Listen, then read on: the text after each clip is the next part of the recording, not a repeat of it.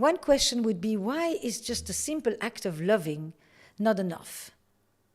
Yeah. Because it's not, because people have all kinds of layers in their experiences with each other. Sometimes they have a leaning towards the other person, and there is care and closeness and protection and safety and joy and pleasure. And sometimes there is aggression and hatred and destruction and possession and jealousy and envy. And we have a range of emotions inside of us, and they all play out in our relationships. So that's if you look kind of within relationships.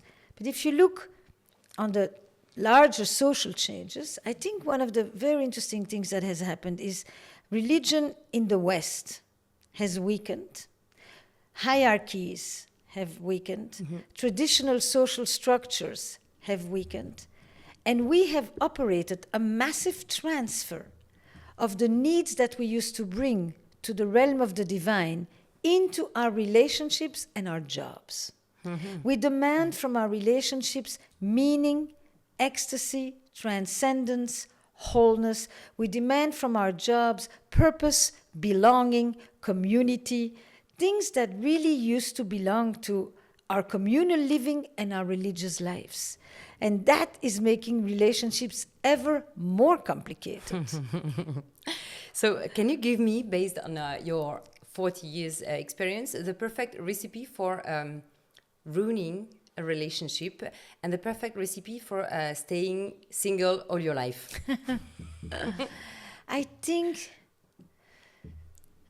the big killer, more than any other, is contempt, le mépris. Ouais.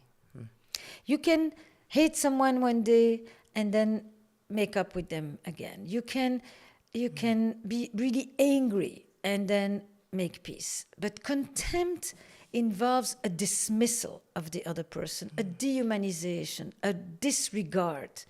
I would say contempt and indifference are two of the mega killers. Is it like a non-return point? In many instances, yes. Depends. I mean, it's hard in relationships. It's hard to make these kind of definitive statements.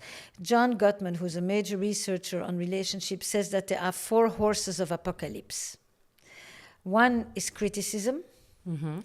The other is defensiveness. The other is stonewalling. Yeah. And the other is contempt. Okay. But I agree with him that contempt is probably the one that sits above all the others. Because I look at you with disgust. I'm like, you can tell me anything you want. It doesn't matter. I have no empathic connection anymore. I discard you. I can do all kinds of things to you from this place.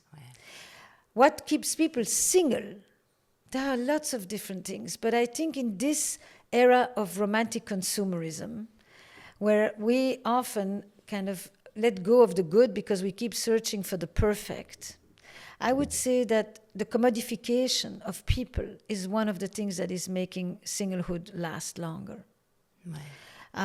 This notion that I can get better. You know, we live with this FOMO. I have 1,000 choices at my fingertips, and I keep thinking, I can do better. I can do better. The story I hear over and over again from both men and women is that they go on 2-3 dates, and then they get ghosted. And it was nice. It was all fine.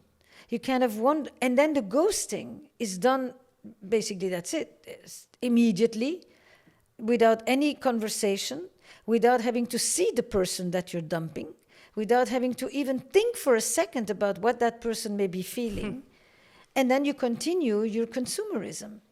So I don't think that what makes one stay longer in singlehood is just individual behavior.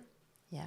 I really think that there's a system around it that is rigged, that is making people, you know, be in this maze, looking, but never finding. And I think that we need to not just put all the responsibility on the individuals. There's a part of it that is on individuals, but there's a system that feeds this. Okay, and the system is these applications, Yes, dating application. partly dating apps, but because there's a conflict. The goal is for you to get off the app, but the app makes money from your staying on the app. Ouais. So that's the fundamental piece here is that, and then it's also that we no longer just start talking to somebody that we meet in a queue or in an airplane or at a concert or in a movie line. I mean, you're sitting in a bar and instead of looking around and seeing who's there, you basically are texting while the people are literally in front of you. You sit on a subway. How many people met on a subway? Because somebody began to talk to someone because, you're reading that book. How is it? I like your bag, something. Now I sit on a subway in New York City, not a single person lifts their head. They have no idea who is sitting next to them. So when you've got that kind of social atrophy, the opportunities to meet people are curtailed by a lot. Right. Why do people even get together in the first place? Do you think it's just to have babies and preserve the human race? No, I think that there is a thing that says that we are wired for connection. We don't survive in isolation. Our species doesn't survive in isolation. We need connection.